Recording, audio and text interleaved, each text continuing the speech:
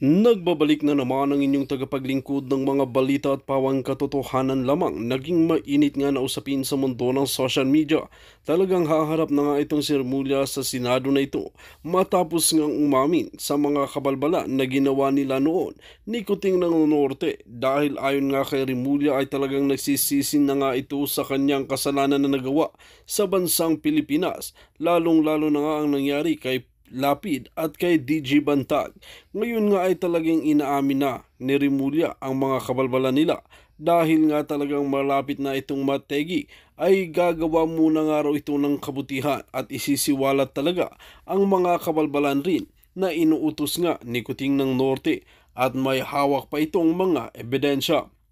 Ngayon nga ay mas lalong natakot itong si Kuting ng Norte at kinakabahan dahil haharap si Remulla sa Senado at magiging hearing at patatalakayin ang mga kaso na kinakasangkutan nga ni Kuting ng Norte, Lisa Tanas at Tambaluslos. Ito nga ang pinakahihintay ng lahat dahil nga banat ng maraming netizen na bago man lang mamaalam itong si Remulla na ito ay talagang sasabihin muna ang mga kabalbalan at sekreto nila ni Kuting ng Norte nung siya pa ay malakas.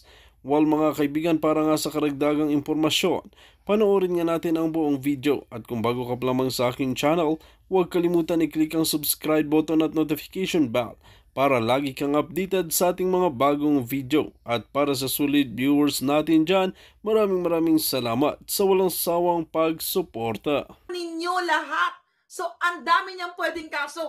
Hindi lang disbarment. Why? Gumastos sa, hindi natin alam kung anong eroplano ang sinakyan ng mga bata or, pinadukot or ano yung sinakyan ng mga ISAP na kinuntsaba ni Lisa Marcos.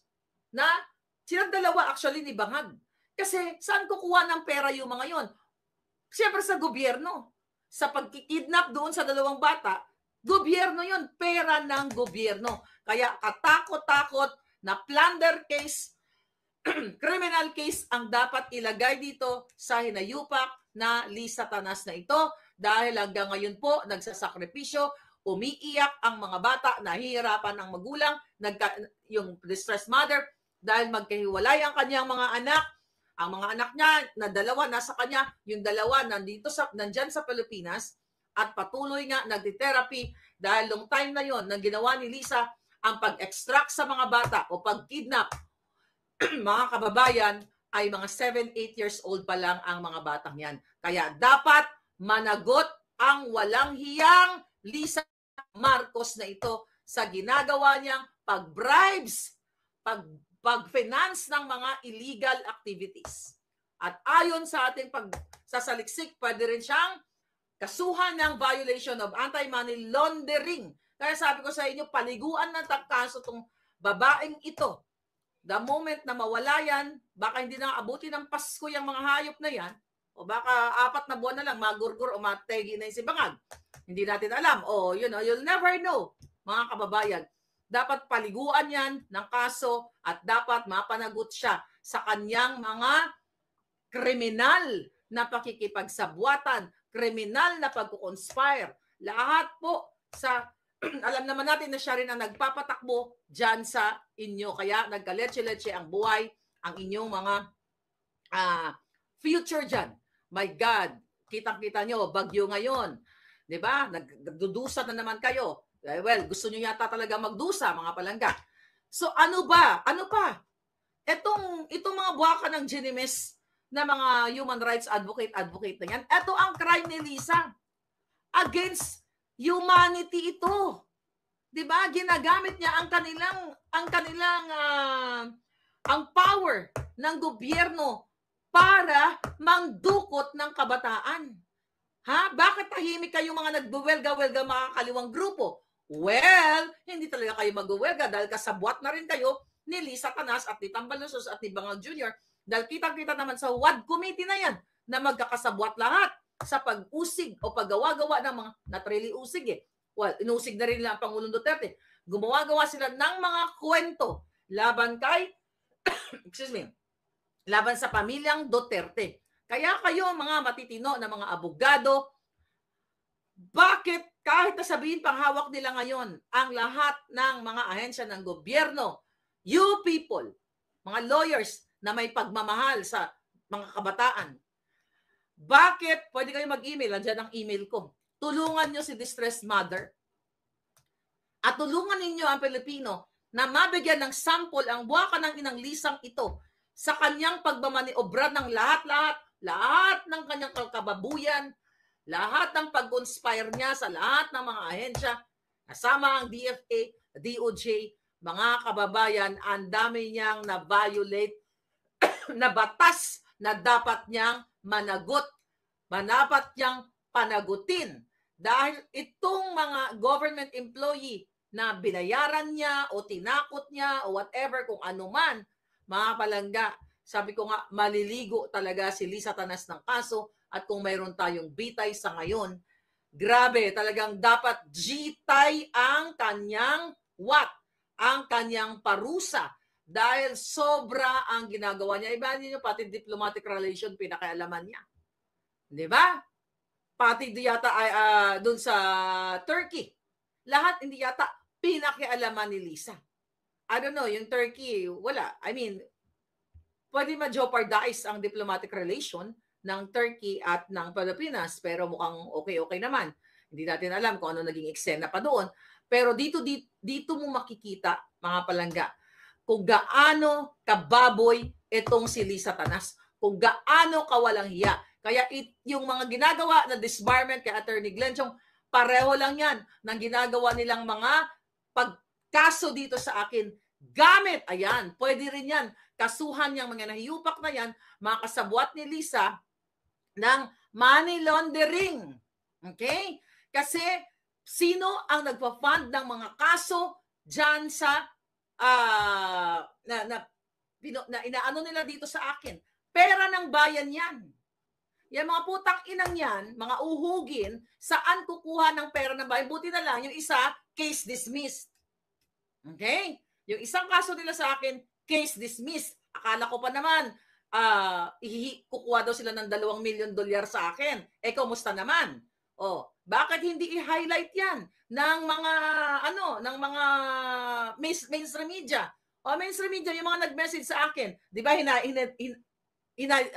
hinedline ninyo na Maharlika, ganyan-ganyan, magbabayad ng $2 million. Tangina, ni 5, wala kayo nakakuha sa akin, mga ulul. Okay? Buisit kayo, mga sinungaling kayo. Ngayon, mga palangga, yan, akala ko nawala ako, mga kababayan. So, eto yung dapat tutukan ninyo. Pero, I don't know, gusto ng mga supot na mga men and women in uniform, talagang lulubog ang Pilipinas dito sa pulboronic government. The moment pa lang na inalok ni Liza Tanas, tignan mo nga si Cathy Binag. Walang sumasagot dyan. Diba? Kung tutusin, pwede siyang kasuhan. Diba? Pwede siyang ipatawag, pero walang gusto magpatawag kasi alam nila na totoo ang sinasabi ni Liza na dumudugo na, diba? Ang mga ilong nila sa kakasinghot ng illegal, ng white powdery substance, mga kababayan. Kaya ang pagmamanipula ni Liza Tanas ng mga dokumento, kung ano-anong mga conspiracy ang ginawa niya, pakipag-sabuatan o pakipag-collaborate sa mga kriminal, mga lahat na more than disbarment po ito, mga palangga. Ito ang daming kaso, falsification of document, human trafficking, illegal detention, at kung ano-ano pa, mga palangga. Kaya dapat talaga atong babaeng ito, sabi ko nga, ay majitay. Okay? Darating ang panahon, majitay itong walang hiyang babaeng ito dahil sa kanyang mga kasalanan. Hindi lang kay distressed mother, hindi lang sa mga bata, kundi sa pagpa-plunder, sa pagnanakaw ng pera ninyo. Kaya kung ayaw nyong kumilos, as gusto nyong pabayaan pa rin yung ginagawa ng mga buwakan ng inang ito, then again, it's your choice. Choice do yan mga kababayan Walang gustong, may kumikilos naman, di ba? Pero kulang pa ang kilos ninyo dahil ayaw ninyong, takot kayo? Sa isang buton, sa buwakan ng inang yan, nakita nyo yung itsura niyan. Di ba? Bago ilabas ang picture niya, dapat paapakan ng pison para maging makinis. Tapyasin, pati yung, yung anong butod niya, tapyasin. Di ba? So nakikita niyo to mga kababayan, ito dapat ang tinututukan ng Senate at ng lower house and upper house. Okay, ng House of Representatives at ng Senado na ipatag-open ng investigation, di ba? In aid of legislation, chucho, at hindi lang yan, dapat makasuhan na yung hayop na ito sa ginawa ni Lisa Tanas, mga kababayan, dahil sobra ang kanyang pangbababoy at kawawa po, pati child trafficking, pwedeng kasuhan si Lisa Tanas, kidnapping, child trafficking, marami po siyang dapat sagutin sa taong bayan dahil ayon sa ating pagsasaliksik, ito ay violation of the United Nations Conventions on the Rights of the Child or UNCRC dahil minor ito. 'Di ba? Tapos may paiyak-iyak siya doon, kunyari doon sa namatayan, 'di ba? Yung drama-drama ng buwakan ng ina, namatayan doon sa Laguna. Was it Laguna? Batangas? Nag-iyak-iyak siya, kunyari concerned siya. Ulul, never ever maging concerned si Lisa sa buhay ng mga mamayang Pilipino dahil kung concerned siya, hindi po niya pinakidnap o in-extract ang dalawang batang menor de edad mula sa piling ng ina ng mga bata. Kaya sobrang grabe ang ginawa ni Lisa at pwede siyang, sabi ko nga, majitay. Di ba? Pwede siyang mabitay dito. Sobra. You talk about human rights violation. Dudikdikin niyo si Pangulong Duterte pero hindi niyo naman madikdik. Pero itong si Lisa, wala kayong balls. Well, talagang hindi gagawin ng Wadcom yan. Dahil yan ang kanilang amo. Sila nila tambaluslos. Although nagkakaletse-letse na sila ngayon, I hope magurguran sila. Sila na lang. Diba?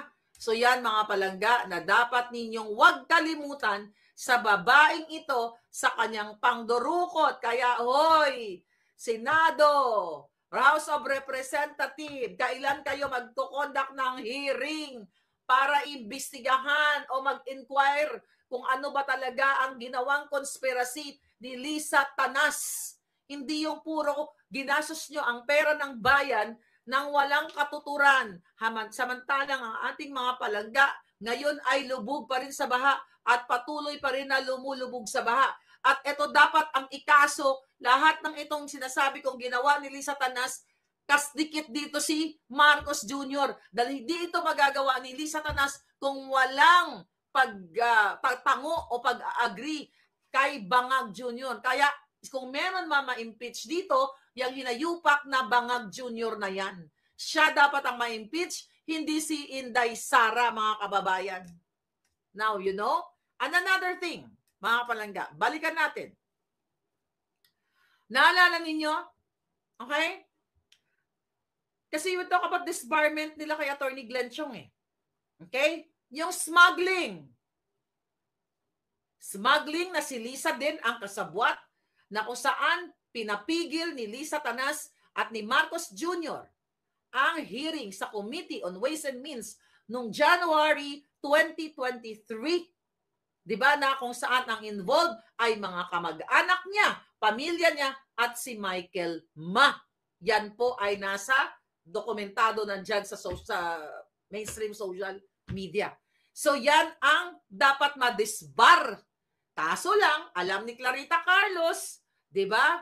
Ni-report niya nung siya ay nasa Security Council, natakot dahil tatanggalin siya, nagkompanti na lang si Clarita Carlos, binigyan na lang siya ng generous allowance ni Lisa at inilipat kay Tambaluslos para tahiin na lang ang bunganga ni Lola Clarita ninyo. Kaya nga sabi ko nga, walang pinagkatandaan, di ba? Kapalit ng generous allowance, ayun, sarado ang kipay at bibig. Nandyan ngayon kay Tambaluslos. At itong smuggling na to, ito hindi nga disbarment ito. Mga high crimes ito ang pinag-uusapan natin.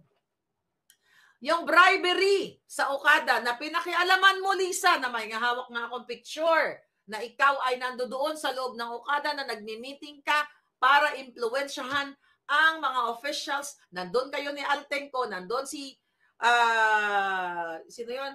Si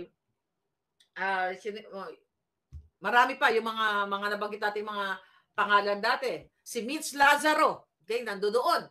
Actually, nandito yan sa book ni Attorney Vic Rodriguez, lahat ng mga pinagsasabi ko. Okay? Kingmaker. So, yan ang pwedeng ikaso sa inyo. Okay. Ano pa? Ang pag-appoint na pasikreto kay Michael Ma. Hindi lang yon. Special envoy to China, walang dokumento ni isa. Si Sas Rogando Sasot ang nagbigay sa atin ng video na yan kasi nandoon siya. Nakita ni Sas yun na tinawag na Special Envoy to China si Michael Ma. Okay? Si Michael Ma. Kaya nga nalaman natin na inappoint siya ng, although binanggit ko na to nung earlier ng 2023, pero nalaman natin, confirmed na inappoint si Michael Ma Special Envoy at inulat ito ng isang Chinese newspaper. Actually, nakuha ko, in-archive ko kasi ginamit ko sa case. Actually, I won that partially sa particular na issue na yon. Alright? So, ginamit ko sa case sa mga kaso ko. Okay? Kasi ang gusto kasi gawin ni Lisa Tanas, alam niyo yung mga kinakaso nila, pinagtatanggol nila lahat si Lisa Tanas. Na sila ay walang bahid ng pagnanakaw, pure and pristine. Putang ina, nagmumura yung mga kasinungalingan at nagmumura yung mga pagnanakaw ng Marcos noon pa, bago pa kayo ipinanganak, di ba? Ang kanilang pagiging kawatan. But anyway, balik tayo kay Michael Ma. Nakita ko ng article, so ginamit ko sa korte yon. Kasi pinabubura nila Lisa Tanas yung mga articles na pwede magamit as evidence. Yan ang ginagawa ng mga hayop na yan. But sorry na lang, na-archives ko na lahat. And thank you sa aking mga angels dyan na tumutulong sa akin na i-archive sa mga yan at mag-research. Akala nyo, mga hayop kayo. Another thing, mga palangga. Okay? Asthmatic, nabanggit ko na to. You want disbarment? Ito, simple lang to. Simple lang. Dahil ang issue ng mga hayop na ito, nila nung nagreklamo, sino man yung tarpulano na yon, ng disbarment kay Attorney Glenn Chong kasi daw, diba abogado si Glenn Chong, abogado din si Lisa. Dahil na nabanggit ni Attorney Glenn Chong, kung nasa harap lang kita Lisa, jajampalin kita, kaliwag asawang sampal. Mga palangga, kaya binanggit ni Attorney Glenn yun, di ba, na out of what? Out of galit, di ba, emotion niya dahil sa ginagawang kahayupan ni Lisa Tanas. Hindi yun literal. Do you think masasampal ni Glenn Chong si Lisa Tanas kasama yung mga bodyguard niyang binabayaran ng Kaban ng Bayan na pumupunta lang si Lisa doon sa pork bar para maglaklak ng alak? Do you think masasampal ni Attorney Glenn Chong sa 10 bodyguard na yon? Hindi. Pero if you talk about that kind of grounds na pwedeng madisbar yung tao, matagal nyo na dapat dinisbar si Lisa nung sinapak niya si Marcos Jr. sa harap ni Ivan Uy, sa harap ng mga PSG, sa harap ng mga tao doon, mga media, doon kayo mga hayop kayo, pero ayaw niyong iulat. Noong September 2022, nung nasa alapaap ang mga hayop, alapaap sa pulburon, alapaap sa tunay na alapaap, nang papunta sila sa New York, sinapak ni Lisa si Marcos Jr. nung pinirmahan niya ang appointment ni Attorney Vicky Rodriguez as Chief of Staff. Remember? Pinirmahan, nandito sa libro na ito. Pinirmahan ni Marcos Jr.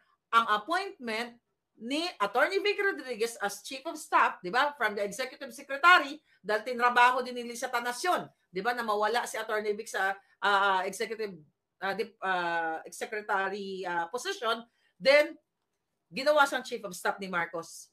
Nandito po. Now, nung pinirmahan nalaman ni Lisa Tanas, boom! So, dapat matagal nang nadisbar si Lisa Tanas, yung buwaka ng inang yan. Pero bakit tahimik kayong mga iho di puta ka mo?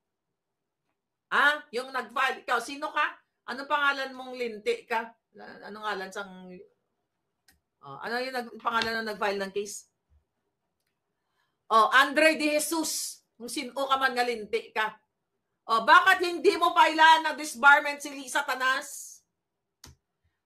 Nang nanapak siya sa kanyang asawa. O yun, may bukol pa yun. May ano pa si Bangag Junior. Mayroon pang black eye, di ba? Kitang-kita naman, naka-shade siya. O, bakit hindi mo filean yan? Visit ka? Okay, now, ano pa? Ito. Huwag niyong kalimutan. Remember, inappoint nila, mga palangga, inappoint ni Bangag. Ali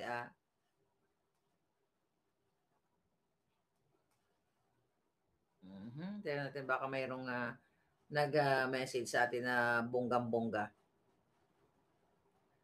Oh, ha? Okay. Inappoint ni Bangag si what? Si Paul Soriano. So, Presidential Communication Advisor. Cabinet position. Doon pa lang, ginopardize na ni Bangag at ni Lisa Tanas ang national security na nag-appoint siya ng natural born American. Natural born. Dahil dito ipinanganak si Paul Soriano na jowa ni Tony Gonzaga. Dito siya pinanganak at habang si Paul Soriano ay nagpa-function ng kanyang posisyon during the time, gumagamit siya ng US passport. Kayong mga matitino kayo, may matino ba natitira dyan, pwede lahat yan tignan sa immigration na during Presidential Communication Advisor. Okay? Yang si Paul Soriano na godson na kamag-anak ni Lisa Tanas, pamangkin ni Lisa Tanas, isang Amerikano ipinanganak dito. Inappoint yan. Si Lisa ang may gawa niyan. Dahil hindi lang disbarment yan, mga palangga. Bring ang tubig. May water, please. Natutuyuan ako sa non-stop yung bells ang lola ninyo. Anyway, what else, mga palangga? Hi, Ren. Sigarin po ba, Miss Maharlika, ang nagpa-disbar kay Attorney Glenn? Hindi. Nag-uusap sila tungkol dyan. Pero nagdaldal siya dati na pwedeng grounds for disbarment. I think itong mga kongresistang nabanggit ko kanina. Okay? Sila Barbers. Si Barbers, si Barbers, si Goles, si Pimentel, ito yan eh. Ito yan oh. Ayan yung sulat niya kay Garin. So anyway, mga kababayan, ang dami. Putang ina, hindi na disbarment yan.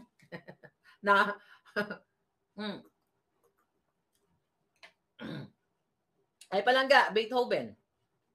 Sabi ni Sher, kailan ba tayo magmamarcha? Lokoy-lokoy. Ay nako. Yun na nga eh. Imagine niyo, hini-headline ngayon ng mainstream media, yung patungkol dito sa na to, disbarment ni Attorney Glenn Chong. Nabanggit ko na, Diyos ko po, 1 hour ako nagdadakdak, non-stop yung bells ko. Share nyo to, yung video na ito, mga palangga. Hindi pa nakapag-subscribe. Maybe I will say that, from now on. Like and subscribe to Maharlika o Boljak TV, Boljakan. Hindi lang disbarment to. Hindi yan magsa-stand. Hindi magsa-stand yung sinasabi ng disbarment. Dahil hindi lang disbarment ang gagawin natin sa bangag na ito. Believe me. Gurgur yan. Konting kembot na lang yan. Magugurgur na yan sila sa pwestong ini-enjoy ng mga hayop na yan. Ayang si Lisa, pag ginornog mo ang pag ginornog mo ang katawan niyan, lalabas mga pulburon. 'Di ba? Lalabas yung sa aso. Sa aso ba? Sa aso. Sa usok. yung gagawa, yung usok, lalabas yung mga ginawa niyang crime against humanity. Kung mayroong ginawang crime against humanity, si Lisa Marcos yun. Dahil si Pangulong Duterte, ang ginawa niya sa War on D para sa inyong peaceful living sa inyong mga iskinita. Ang ginawa niya, pabor sa Pilipino para hindi na kayo magsakripisyo na pwedeng kidnapin ang inyong mga anak katulad ginagawa ni Lisa, gurgurin, gasain o kung ano-ano pa. Kung meron man dito ang merong high crime, walang iba kundi si Lisa Marcos at si Bangag Jr., ang mag-asawang demonyo. Sila dapat ang madisbar o magurgor sa selya elektrika kung meron tayong ganyang parusa. O dapat jatuhin hanggang magurgor ang mga hinayupak na yan. Back in the day, nung panahon na yon, kung yan ang pwedeng iparusa sa mga hayop na yan. Pero wag kayong mag-alala dahil hindi naman sila forever dyan. Hindi kayo forever dyan. At pag dumating yung time na wala na kayo dyan, Lisa Tanas, sisiguraduhin namin ng taong bayan na panagutan mo lahat ng high crime. Buisit ka. Trish Ong Pauco, walang profile, pinag-iinitan. Migs Duhina, best president pa rin si Pangulo Duterte, sabi ni Eri Morisawa. Ayan, grabe ha. Okay, tingnan natin. I salute you, Maharlika, kakampi ng bayan, sabi ni Marilyn Lynn Asivista. Butch, thank you, Palangga. Butch. Butch from Las Vegas. I know you're always watching, Palangga. Yes, Palangga, huwag kang hihinto sa pakikipaglaban sa mga bangag ahas. May God bless you, sabi ni Ma'am Imelda Cassidy de la Cruz. Ay, nako. Hukayin na si FEM. Italy na sa yan, patapon na sa West Philippine Sea, di ba? Ayun nga, sabi ni Inday Sara. Kumusta kayo dyan, mga Palangga? Kumusta ang bagyo? Malakas ba? Mag-ingat po kayo pag lumikas na kayo. Huwag nyo nang antayin pa na minsan kasi tayo mga Pilipino, I don't know, hindi naman yan tataas. Diba? Not only Filipino, may mga ganun tayong attitude eh. Hindi naman yan, baka naman yan, kaysa pupunta ako na sa evacuation, ang hirap-hirap doon. Tapos later, huli na, diba? Huli ka nang nakapag-decide, mataas na pala yung baha. So, save your important documents, passport and everything, pictures. Diba? Yan mga importante sa buhay ninyo eh. Lagay nyo na sa plastic yan, lumisa na kayo and everything, diba? Kasi kawawa naman po kayo na malulubog na naman kayo sa baha. Tapos tingnan nyo, kanalimutan na kayo. Binigyan na kayong 2 yero, wala na uli. Tapos nagbumultor para magbigay ng ayuda sa mga hindi naman nasalanta. Para yung pera na bayan, ginagamit ng mga hayop na to para sa kanilang political ambition. Hindi na nga natapos eh. Nandiyan na nga sila sa pwesto. Nandiyan na sila sa pwesto. Dapat they do good. Pero ayaw nilang tumigil sa kanilang ambisyon para sa irin o talagang gawing miserable ang buhay ninyo. Sobrang kawawa palaga. Kaya dapat ay kumilos na kayo. Migs Duhina, thank you. Nakakadismaya ang taong bayan, walang ginawa doon. Doon na nga lang makabawi tayo kay PRRD at masalba ang bansa. Di ba sa 21 may may hearing? I don't know, hindi ko alam kung atin ba si Pangulong Duterte. We'll see. Tapos na po ang pagpunla ng mga bigas sa tapos na po ang pagpunla ng mga bigas sa palayan. Tingnan nyo, nasisira. Mga kababayan, alam mo, kawawa kayo, hindi yun lang napapansin. I don't know, kawawa talaga taong bayan. Ang inyong mga pananim, imagine nyo, ang inyong mga kalabaw, ang inyong mga goats, mga kambing nyo, mga baboy ninyo, nalunod. Kasi, kung mayroong tamang programa ang gobyerno, hindi malulunod ang inyong mga baboy, ahas. Yan si Lisa, dapat malunod yung ahas. You know what I mean? So you have to speak up. Ako, I'm not gonna stop speaking up. Nasa inyong mga kamayan. Sabi ko nga Palangga, hindi naman ako magbibenepisyo nito eh. Kayo naman ang magbe-benefits. Diba? Hindi ako magbe-benepisyo sa pag natanggal yung mga hinayupak na yan. Hindi ako magbe-benepisyo dito Palangga. Kayo yun. Madam Marley, ako ting tulong para sa mga binaha at bagyo. Always watching from Japan. Lovelyn. Si Bukara.